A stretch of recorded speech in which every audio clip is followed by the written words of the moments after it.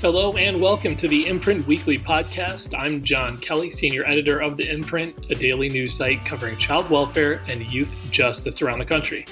You can read all of our coverage at imprintnews.org or check us out on Facebook or Twitter at the Imprint News. You can also sign up on our homepage for our free weekly and monthly newsletters. And for professionals in child welfare and youth justice, subscribe to our Youth Services Insider section for a closer look at news on business policy and practice.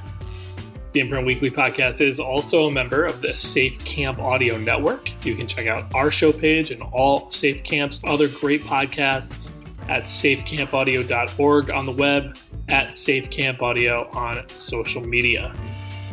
Obviously, this podcast is coming out on the heels of the second election of Donald Trump to serve as President of the United States. We will certainly be covering the transition here at the Imprint as well as the final months of the Biden administration. And I think on the December headlines edition, I'll be ready to share some, let's call it informed speculation on what maybe to watch for in terms of policies and other things under a second Trump term. But I thought for immediate perspective and analysis, I would bring in somebody who actually worked in the first Trump administration, and that's Jerry Milner, who co-founded the Family Justice Group with David Kelly after leaving that job in the Trump administration. David Kelly was a senior advisor to Milner in the Children's Bureau during that time. So we'll get to that conversation in a few minutes. I did just want to kind of rapid fire hit on a few things of interest from the past month or so. I'll start with some recent research that I found interesting, and the first two are on the same issue, and that issue is child overdoses from opioids. And I'll just quickly summarize the findings that jumped out to me and kind of link you to more if you want. The first study was out of Canada, where the Office of the Chief Coroner of Ontario worked with some researchers to look at specific cases of opioid-related deaths in children under 10. And they used situational descriptions to help identify areas for potential interventions. So what they found was that from 2017 to 2021 in Ontario, 10 children died from opioid overdoses. By comparison, in that 4-year window beforehand, from 2012 to 2016, there were 4 children who had died. And in these deaths, fentanyl was found to be the primary substance in 80% of cases. For most of the cases, the substances were found in the child's play or sleeping area.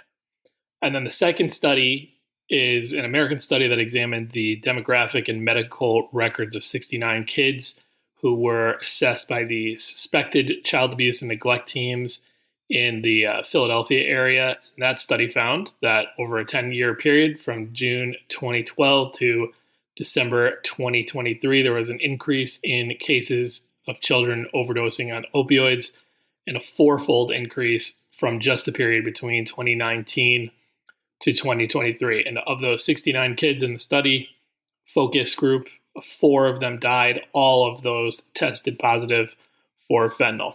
And I think that, like I said, in December, maybe we'll get into a little prognostication of what kind of issues within the child welfare realm and youth justice realm may come up in the next 4 years, whether it's the administration or members of Congress that want to pay attention to it or both.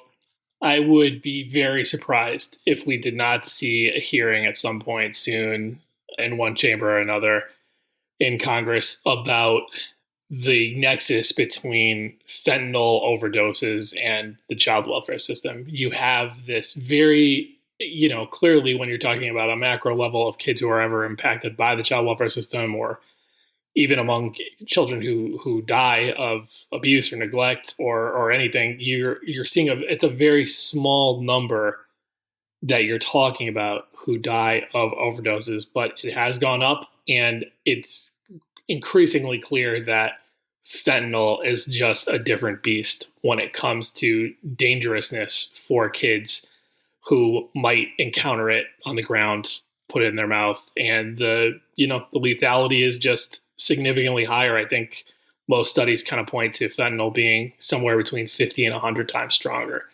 than most opioids, whether it's heroin or oxycodone or morphine. So I do think that we will be hearing more about this and possibly seeing a lot more research and conversation around it going forward. The other research that I wanted to kind of mention and link folks to is a study of placement disruption of kids with disabilities who are in foster care. So this study kind of drilled in on the year 2017, where we actually, I believe, had the high water mark of late for youth in foster care. There were 680,000 kids served. That was not at one time. I think that maybe in 2017 it got to 440,000. But of those 680,000 kids who were in foster care at some point in 2017, 22% of them had a medical or disability diagnosis. And what they found in this study is that children with disabilities in foster care that year had a mean of 4 disruptions, meaning that they moved within foster care. That is significantly higher than the mean for everybody else, which was 2.37. So not quite double, but pretty close to it. And children with disabilities in foster care spend an average of 915 days in foster care compared to 514 days for children without a disability. I think we're going to try and get somebody who is involved in this study on to talk a little bit about it, and maybe have somebody else come on, because I do think there were some other interesting findings, but I did want to call out those kind of top line things and link folks to where you can read a little bit more. All right, home stretch here. I wanted to make sure that people had a chance to read our Indigenous children and family reporter, Nancy Marie Spears' work in the past 2 months on 2 things. First, she did a really good deep dive on sort of how an oral history was built of the boarding school era. This, of course, referring to the very long period of time in which we were pulling Native American children off of reservations, away from their families, and putting them into Catholic and government-run boarding schools for assimilation. So she wrote about this kind of first of its kind oral history project that has been underway since March. It involved dozens of professionals, in Indigenous communities ranging from Oklahoma and Alaska, Minnesota, the Dakotas, Michigan. That work is continuing through 2026, but she just did a kind of good breakdown of exactly how this was all going down and some of the things that they had already served. And not long after that story came out, President Joe Biden took the historic and unexpected step of formally apologizing for the centuries that the United States government forced Native American children to attend boarding schools, which, as I just mentioned, involved taking them by force sometimes from their families, tribes, cultures, and communities. So Biden somewhat fervently said, "I formally apologize. It's long, long, long overdue." Now, again, I will drop a link to both of Nancy's stories, first on the development of the oral history that's being compiled, and of Biden's formal apology on the boarding school era. All right, 2 quick Capitol Hill policy-related things I just want to mention and link folks to before we get to the interview with Jerry Milner. One is around the protection of Social Security benefits for youth who are in foster care. This is something we've talked about a couple times on the podcast. This concern that child welfare systems were establishing eligibility for children for Social Security benefits and then kind of becoming the payer on those benefits and simply applying that money to pay for the everyday costs of foster care. So sort of signing kids up for eligibility, becoming the payer, and then using that money to pay for foster care. There was some hope by advocates on this issue who have spent a long time trying to raise this in Washington that the Biden administration would take some action between the child welfare team at the Children's Bureau and at the Administration on Children and Families, and then in the Social Security office as well. It does not look like that's going to happen, but they did put out a sort of request for information from the field, which I guess you could see as sort of like an early first step towards maybe something happening in a future administration. And they're just trying to gain feedback from states, child welfare systems, local systems, youth with lived experience, families on, how the federal government could have an impact in terms of conserving or protecting better the benefits that are owed to children. So some of the questions that sort of jumped out to me that they want information on: how might child welfare agencies help to screen kids for benefits when they're involved in cases but actually have not been removed? So kind of moving the screening process for benefits upstream. Questioning sort of the conserving versus spending of funds. What do child welfare agencies use the funds for beyond the basics of foster care? And also, for current and former foster youth, they want to know what current needs would be met in their life if you did have access to your conserved Social Security benefits if you had them.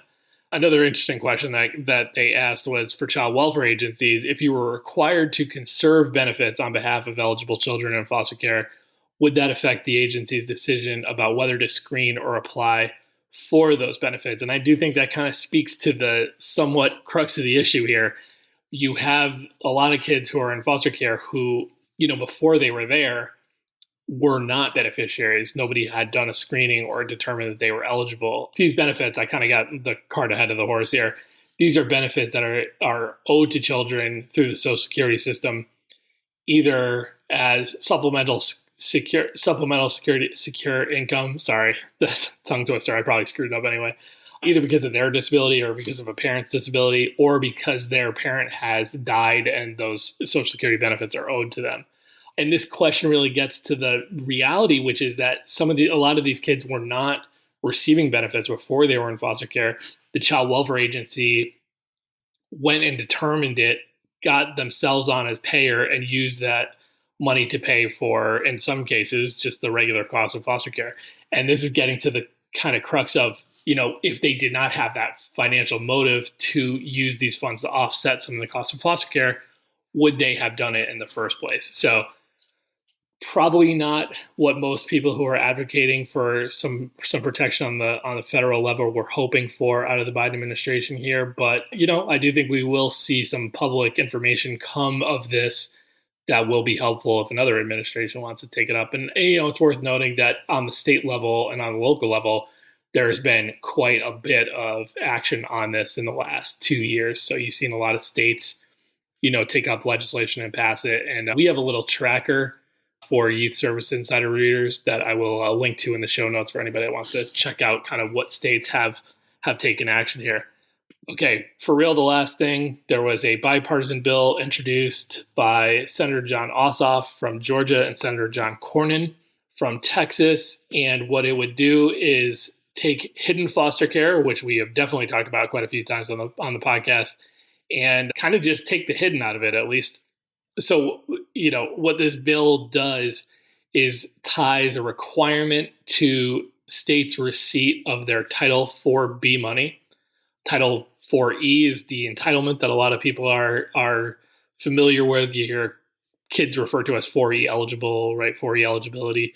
That's the money that is generally kind of flowing to states to help them pay for foster care and for adoption subsidies. More recently, by way of the Family First Act, paying for prevention services aimed at keeping kids out of foster care in some cases. The 4B is a smaller amount of money, but in this case, what they're trying to do is say that in order to receive your 4B funds, you will now need to report to the federal government on what has come to be known frequently as hidden foster care. So they include a definition of it. I have discussed this on the podcast before, and generally I describe this phenomena as sort of any instance where a child is physically moved without being legally moved. So they are going to often a relative, a family friend who is physically taking custody of the child, but is not doing so in the formal foster care system. So there is not a taking of the child into the legal custody of the system and then by way of the system to a foster family. They are simply being shifted. The definition that is used in this bill is any separation of a child from the child's parents or primary caregivers during an investigation by a state, county, local, or tribal child protective services agency that occurs without the state taking responsibility for the care or placement of the child and without a court order or the involvement and oversight of a court of law, whether voluntary or involuntarily. This just got introduced, so super low chance of something that's just brand new like this getting in there. But, I think this starts the conversation on something that a lot of people hope will happen, which is that we will start eventually to get towards knowing how many kids are diverted away from foster care but are still removed via this process, which, I think there's a growing awareness that, the number of kids in foster care as reported through the federal report through AFCARS, the Adoption and Foster Care reporting analysis and reporting system, AFCARS is the acronym, is not entirely capturing the number of kids that CPS, actions, instigate the removal or movement of from their parents. And so this might get us a little closer to just the full picture of how many kids are separated from their parents or primary caregivers every year. All right, with that, we're going to take a quick break. And when we come back, our interview with Jerry Milner.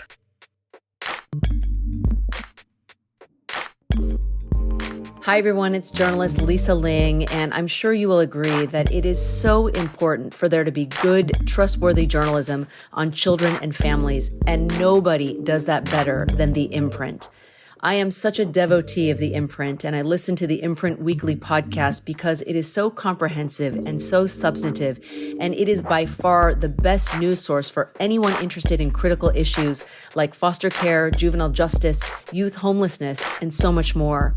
During this holiday season of giving, I hope you'll consider donating to The Imprint. If you do so between now and the end of the year, your donation will be doubled thanks to the National Newsmatch campaign.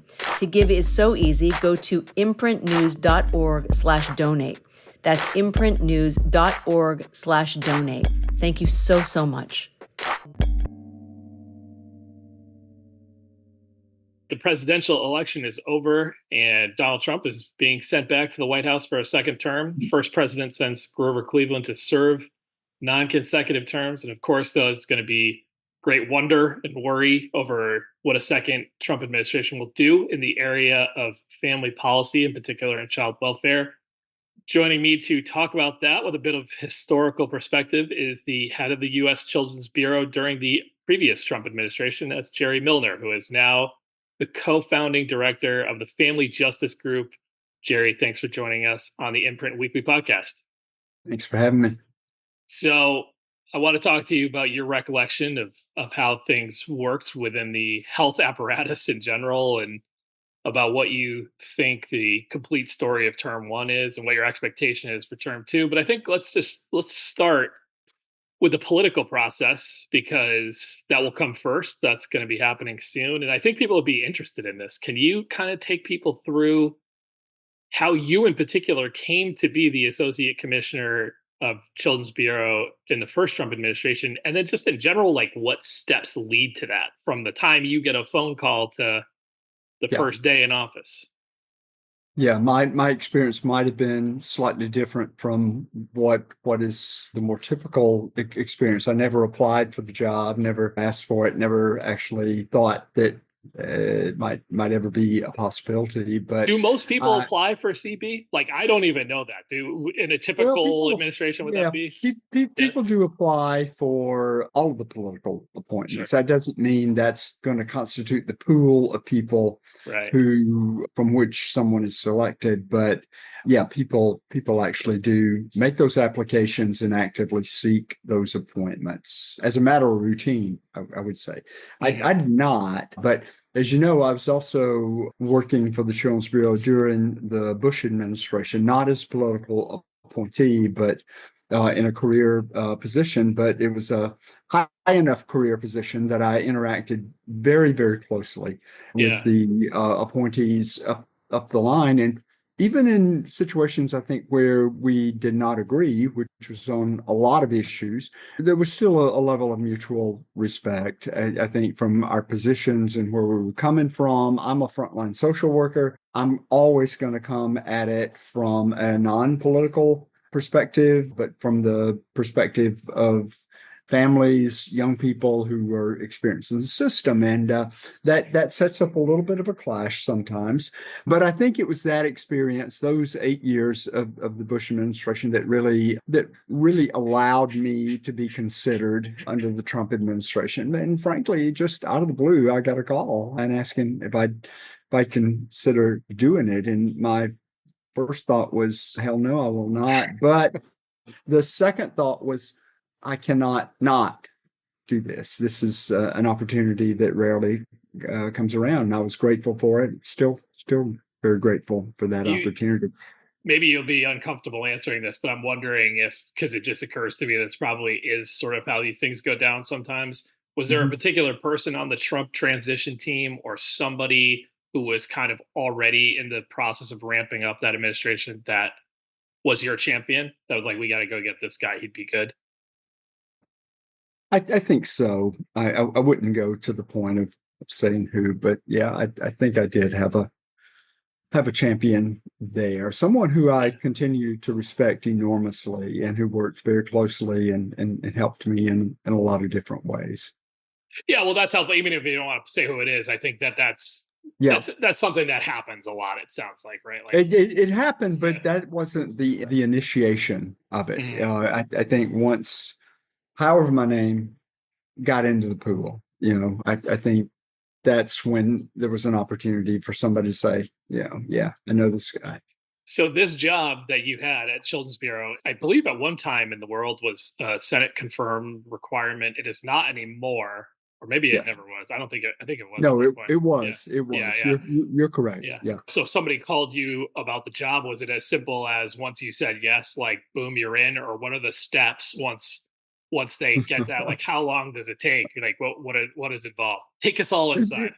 Yeah, it took a few months. I mean, there's a tremendous amount of clearance that goes into the process, and a lot of vetting, interviews with a number of different people, and then just assuring that there's no conflicts of interest, either politically, policy wise, or in terms of what you write, and also just financially. You've got to not invest in things or put your money in places that could potentially create a conflict of interest for the position that you have. So there's a lot of steps to it, and probably at every one of those steps I thought, it's too much, I'm not going to do this. But yeah. Do you remember a specific question you got during that process where you felt like, my answer that's about to come out of my mouth is going to end this? I do. Who'd you vote for president? You got asked that straight out, and your answer was not him? That was not my answer. Okay. I gave a very truthful answer. Did not seek to deceive anybody whatsoever, but it was not the answer that you just said. Okay. So let's talk about the legacy of this first Trump administration. And I think, how about I go first? I'd love to see where you kind of agree or disagree with me on sort of what having covered it, paid attention to what you guys are doing and what the rest of the administration was doing. And then I bet there's some elements that were a little more internal that I'm not aware of that you might want to share. So I sort of see the big picture story of Trump and child welfare as being kind of four discrete segments. First is the truly unforgivable family separation policy at the border, where children with their parents were taken and essentially put into the unaccompanied minors program in a pretty hasty way that made it hard to even reunite them later. And, then we learned from further reporting that was done intentionally as a deterrent. Yeah. Second is the attention to parental rights and access to counsel, as evidenced, I would say, most by the shift to allow federal funds to pay for parents and foster youth's legal counsel. I think that was furthered by, I would say, a pretty surprising amount of public speaking on the matter by yourself and by your colleague, David Kelly, who stayed on after the Obama administration to be an advisor to you. I say surprising in that it's not typical that we see folks at the Children's Bureau openly opining, which happened. Third is the pursuit of legal protection for faith-based operators to continue operating in the child welfare space and receiving federal money with permission to selectively choose, who they work with based on religion or sexual orientation or lifestyle. And then fourth is the incorporation of lived experience into policymaking, because I think there were two specific instances that really stood out to me where it seemed like young people who were experienced foster care were really advanced significant policy. One was on what was terribly named Division X, to sound so cryptic, but it's part of the 2020 COVID package. It specifically offered cash support to older and former foster youth. And then on the development of what's become, the FYI vouchers to assist youth who are aging out of foster care with housing stability. So I thought that really, you got to tell that in the story. I think that those are two places where young people really help drive the train. So obviously there's other things that happened. I didn't even mention the Family First Act. Maybe we could talk about that a little later, but that certainly happened during the administration. But how do you think about the totality of things during the time you were there? There's the public facing piece, and there's behind the scenes private kind of battles that you fight. I don't disagree with these four big categories that you've identified. There may be others there, but these are many of the things. The one thing that I would add to this list of four things is a real focus on moving toward a prevention culture in child welfare that's anchored in community-based work, and that I think is one of the hallmarks of what we feel like we promoted and tried to accomplish during the administration. The family separation policies, as you've noted, were abhorrent. They were immoral. They were completely and totally destructive. And I never tempered my words on that. As a result. No, and I should point out, because I just went through that whole list. I think it's kind of important to note that everything that I just listed there, those are not all things that were necessarily in the purview of Children's Bureau. For example, family separation policy comes. Oh, they were not. That mostly emanates from the Department of Justice and Homeland Security. Exactly, that's correct, but it does impact child welfare. Sure. Because we have many children in those circumstances coming into the child welfare system, and then even if they don't directly come into it, the trauma that inflicts, creates all kinds of implications for child welfare, mental health, juvenile justice going forward there. But I think there was. Let me back up just 1 second and say the direction of policy on so many levels at the Children's Bureau is almost completely dependent upon who gets appointed to those roles and what they think, what their perspective is, what their agenda may be.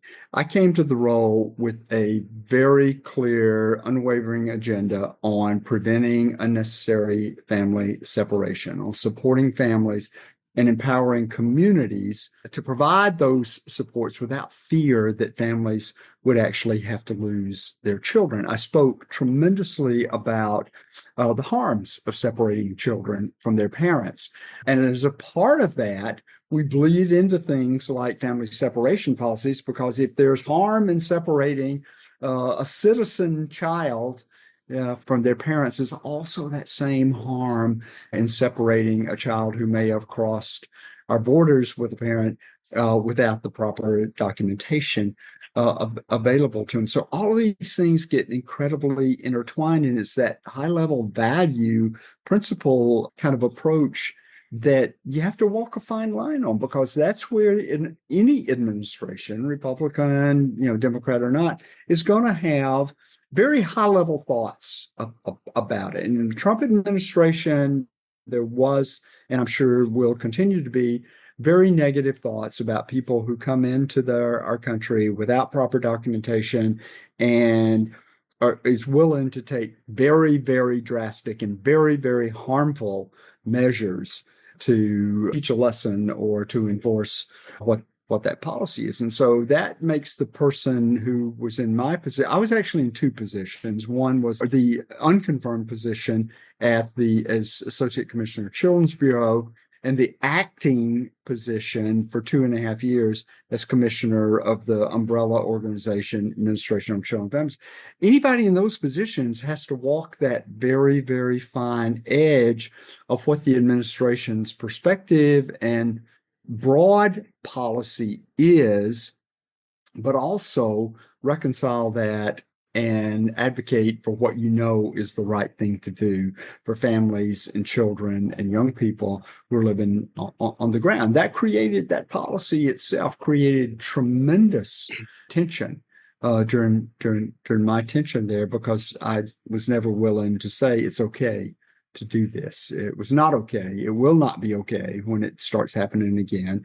But the other kinds of things were when you get to the high level thing, the whole idea of religious liberty and allowing faith-based organizations to decide to get federal taxpayer dollars, but not necessarily serve all those federal taxpayers that are paying for their funding, was also a huge source of tension for me. And I think that this was part of an earlier article that you published pretty soon after I left. I offered my resignation as an alternative to not signing that authorization, in spite of the fact that I've worked in child welfare for decades, and faith-based organizations are near and dear to me because they provide a huge important service to children and families in this country. But we have to draw the line when personal beliefs stand in the way of using taxpayer dollars in a way that they were intended to be used, and to legally discriminate against people based on their sexual orientation or their gender identity. So that was huge, and that was a big battle, and it's one that I would expect to reemerge in a huge way going forward here. The whole issue of including lived experience, I think that's one of the things that I would be the most proud of, because we learned very quickly that this wasn't just something we needed to do because people said you need to include lived experience. As soon as we started doing that, we realized these people know things that we don't know. They've had experiences that we've never had. We ended up hiring someone there to be our advisor on how to include those voices. And we form relationships with not only the formal organizations that are mainly populated by individuals who have lived expertise in the child welfare system, but by all kinds of individuals whose experiences with the system informed where we wanted to go and where we thought we needed to go based on their input. That the whole issue of legal representation for parents, evolved out of hearing parents' stories about not having a voice in court proceedings and what was required of them. And I think that was, if I had to single out one single thing that I thought we did, I think that would be the one that would rise to the top of the list. Are you a professional in the field of child welfare, juvenile justice, or other family and youth services? Subscribe today to Youth Services Insider, the imprint's exclusive section on all the insider news you need to stay in the know. Funding opportunities, major federal and state policy shifts, interviews with key leaders in the field. It's all available only for our Youth Services Insider subscribers. Sign up for a monthly or yearly subscription today by visiting imprintnews.org/subscribe. Our podcast listeners get 10% off their subscription by entering the promo code podcast10. That's imprintnews.org/subscribe and get 10% off your subscription by entering the promo code podcast10 today.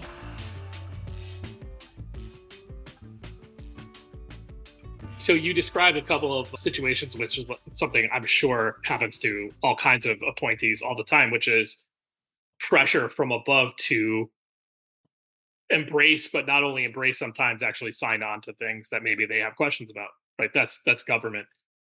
I want to ask you about going the other way. So you came into that administration with things that you joined it to do. You wanted to work on prevention policy and make that more of a focal point. How did you go about that? What did it take? Who do you have to convince? Like, how did that all work? Right? Because you can't just go out every day and say what you feel like or take action. So what was that like in the first administration? Again, I think it comes down to who is appointed and where they are coming from, because the real policy, a president, any president, not Trump, not Biden, anybody, they're not going to have this big child welfare agenda coming in. If it is, it's going to be in the most general terms. When it gets down to the nuts and bolts and what's on the ground, that goes way down deep into the appointee ranks. I was incredibly unfortunate. No, I was incredibly fortunate.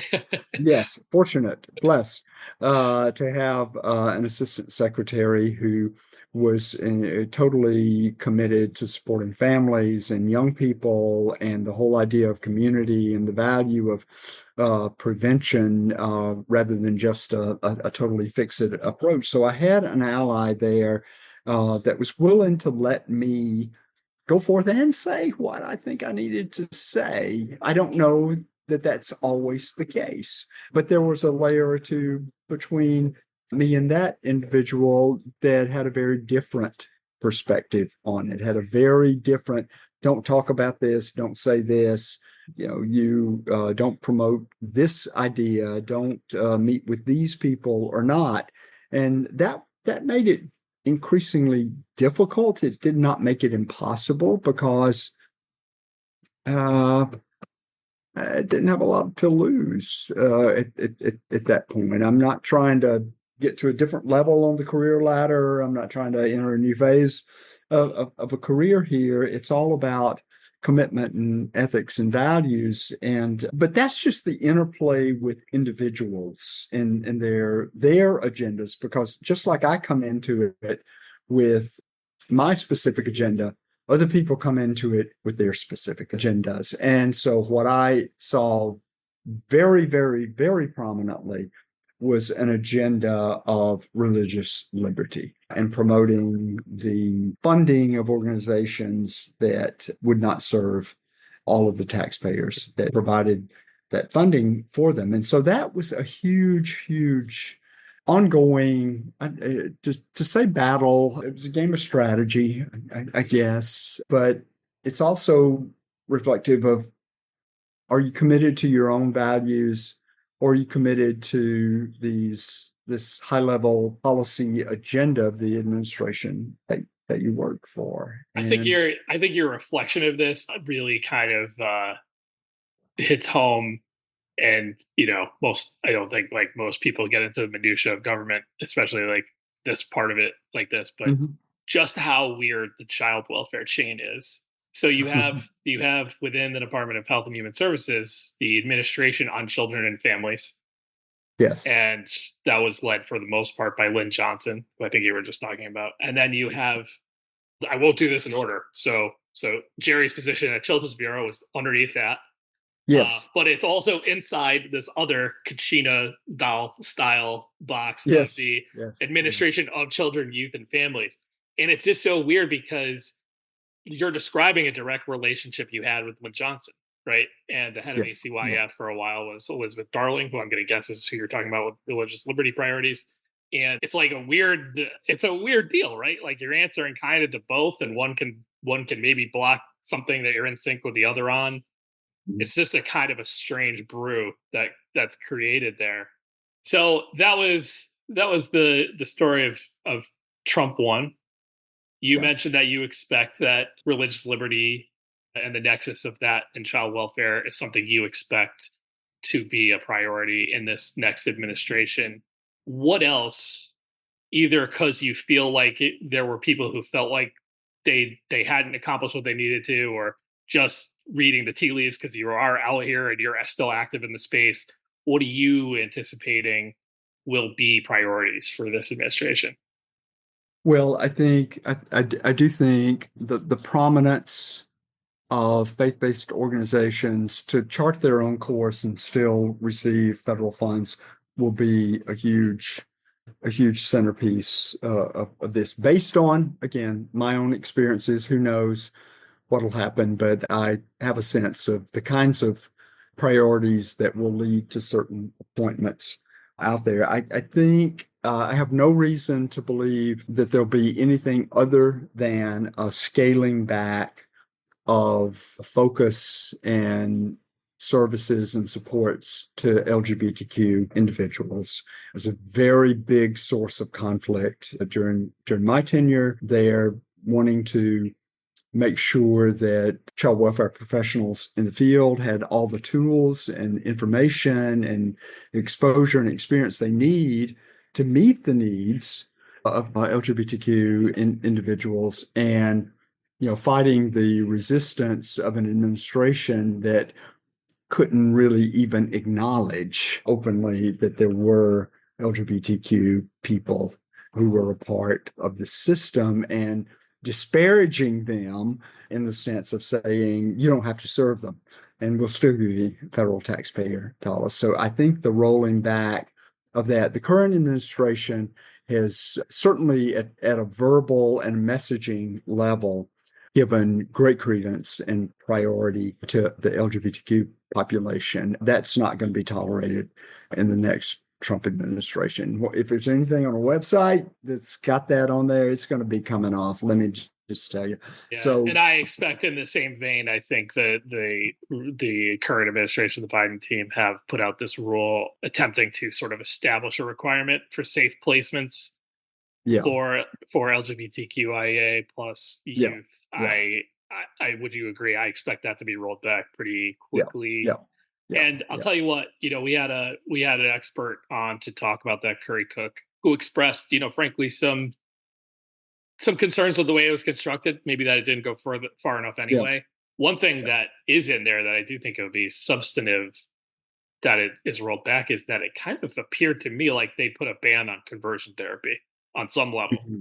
And that'll be something we'll have our eye on as policy around that. Well, and one of the things that this isn't so much of a specific policy issue, but it's an approach to policy, and it affects the whole field of child welfare. One of the things that David and I promoted so strongly and continue to promote is just basically seeing the humanity in people that, for whatever reason, become involved in our child welfare system. We treat them, we've historically treated them as, we call them names like clients. We treat them as case numbers, as categories. And you got Family First that says you can only get prevention services if you've got this disorder or that disorder. We pathologize them instead of seeing the humanity in people.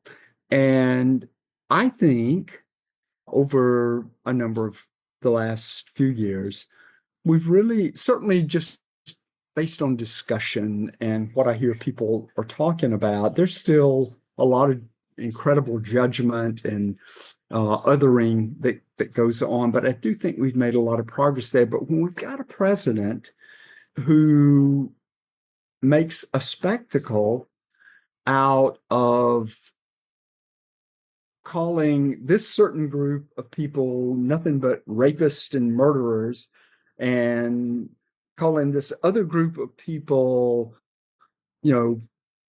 folks who eat cats and dogs, and it's this disparaging of the basic humanity in people that I think saddens me the most, because throughout this whole season of campaigning, which has gone on for the last 4 years, it's made it okay. It's made it okay to say you're not a good person, you're not good enough, and you deserve to be rounded up and all put on a boat and sent back to where you came from. How does that further this collective sense of well-being when you've got children of parents asking their parents, we don't eat cats and dogs, do we? I mean, it's that kind of internalizing of you're not good enough. And it's all coming from a political perspective, but it's dangerous and it's harmful. And when I think about who might come into these positions in a second term, I think it's probably much more so than it was in the first term, going to be about loyalty. Are you loyal to this president? Are you loyal to these policies and these perspectives? So it worries me tremendously that we will have people who are in those policymaking positions, those on the ground positions, who can be pretty powerful in converting those perspectives, those thoughts, those attitudes into real policies and practice decisions. That kind of is a good segue to one of my last questions for you here, Jerry, which is I'm just wondering if there's anybody that's in this box worked with you in Trump administration 1 and you would like to see back in leadership. Well, I've already showed my cards a little bit. I think Lynn Johnson has the heart for the job. She has the knowledge for the job. She has a vision. And I hope that my saying that doesn't discourage her chances. If there are any chances, I don't know. But what I'm saying is I respect somebody who can be very conservative and still be very humane and can understand what compassion and caring for people really looks like and what it feels like. I would have tremendous confidence if I knew that somebody like that was at the helm of this, because she's not going to sell out her commitment to human beings, for anything. And I see that there. There were others, I don't in any way want to demonize other players, but there were others who worked very, very hard to make the whole Office of Refugee Resettlement a compassionate organization that really respected the trauma that happened when children became separated through no part of their own policies, but then they got left with that. And so it's that kind of commitment to working within whatever your system is, but with respect for people and respect for the dignity of people that I do respect, and not just reciting a party line as my response to something. And that happens in both parties. Let me make that incredibly clear right now. We have a party line going on right now around equity. I've never heard what that actually means. Tell me what that looks like. Tell me what it looks like in policy. Tell me what it looks like in practice on the ground. We've got to translate those big ideological planks into something that really means something to families out there. So yes, there were wonderful people in the administration that I worked for, and people that, I hope I don't cross paths with again. I'll get you out of here on this. I want to give you a chance to step outside of the conversation we're having and just ask you about what could be possible in the next 4 years. So let's not worry for a minute about the balance of power in Congress and what the likely priorities of the administration are. What specific things do you think would be the best use of the executive branch and Congress's time in these next 4 years? I think we can continue to build on the lived expertise, guidance, and input. I think that there's tremendous momentum there. I think that is something that crosses party lines, and I experienced that in my tenure there, both from the Republican and the Democratic side, this mutual respect for those voices. So I think that's one thing. I would say another thing is the focus and the direction toward more community-based supports and services.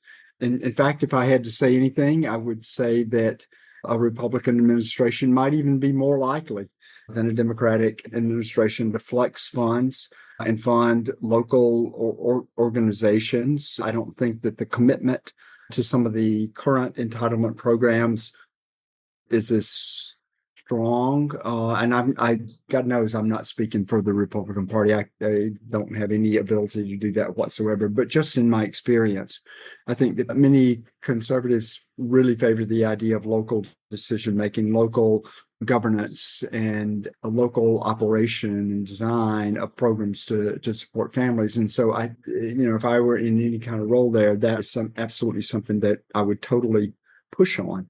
There is an issue that has been very, very prominent in David's in my work, and it's around CAPTA and the whole issue of mandatory reporting. I think we have an obligation to push it and to limit the scope of mandatory reporting so that we can support families. I'm not as optimistic as I want to be about the next 4 years in terms of limiting the scope of mandatory reporting, because I think that is something that'll actually be difficult to take on or to make real progress in. But I think there is some opportunity there within CAPTA to shift a lot more funding over the next 4 years into the community-based child abuse prevention part of CAPTA. I always forget if it's part 1 or part 2. I think CBCAP is part 2. Yeah, part 2. And that would be very aligned, I think, with a desire to send money and funds directly to the jurisdictions that many members of Congress represent and to build on the strengths that are out there. So those, I would say right now, are 3 things that we could continue, that we could really place a huge priority on. There may be others as well, but I would say that those 3 areas would be great. I think we've made some progress, a tremendous progress, I should say, in the whole area of legal representation for both children and parents. That started with David and me when we changed the policy to do it, but the Biden administration has followed through on that, even codified it in regulation. There's no reason to believe that an incoming different administration would say we don't need to do that. There are people in the field that would say we don't need to do that because they have their own interests. But I think the administration would favor continuing to expand that. So there's some real tangible things there. Jerry Milner, now co-founding director of the Family Justice Group, former head of the U.S. Children's Bureau. Thanks for joining us on the Imprint Weekly Podcast. Thanks to Jerry Milner of the Family Justice Group for joining us today. The Imprint Weekly Podcast is a production of the Safe Camp Audio Network, which is a division of Fostering Media Connections. Please visit safecampaudio.org on the web or at SafeCampAudio on all major social media. This podcast is produced and mixed by Christine Anjoko, with music by Luke Giroux and Cyrus Elliott. If you enjoyed this episode, we would love it if you'd consider subscribing or giving us a 5-star rating on Apple, Spotify, or wherever you download your podcasts. We would greatly appreciate if you consider supporting our work here on the podcast and in print. Small donations from our listeners and readers go a long way towards helping us grow and cover more great stories in child welfare and youth justice. To support us, it is very easy. Just visit imprintnews.org/donate. You can follow The Imprint on Twitter and Facebook by searching the handle @TheImprintNews and visit us on the web at imprintnews.org. You can always get us on email at tips@imprintnews.org. I'm John Kelly, and we'll see you next week.